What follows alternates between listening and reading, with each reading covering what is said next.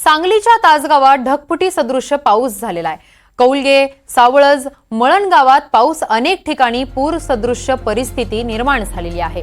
तर सांगलीच्या तासगावात ढगफुटी सदृश्य पाऊस कोसळलेला आहे। यामुळे नागरिकांची मात्र तारांबळ उडालेली आहे। तर अनेक ठिकाणी पूर सदृश्य परिस्थिती निर्माण झालेली आहे। तर या दृश्यांच्या माध्यमातून आपण पाहू शकतोय की ओढे तुडुंब भरून वाहत आहेत।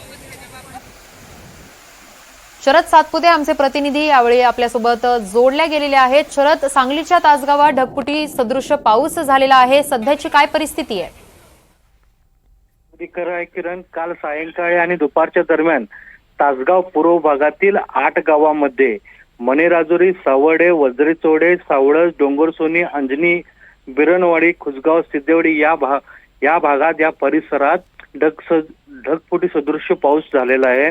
ओढे नाले बरेच वाहून तुडुंब झाले होते आणि बरेच ठिकाणी काही झाडे उन्मळून पडलेले आहे। या पावसामुळे जनजीवन विस्कळीत झालेलं आहे।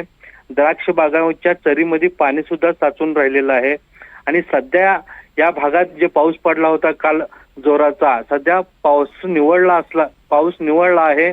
ओढे नाल्यात थोडंसं पाणी आहे, ते जनजीवन विस्कळीत झालं होतं ते सुरळीत सध्या सुरू झालेलं आहे।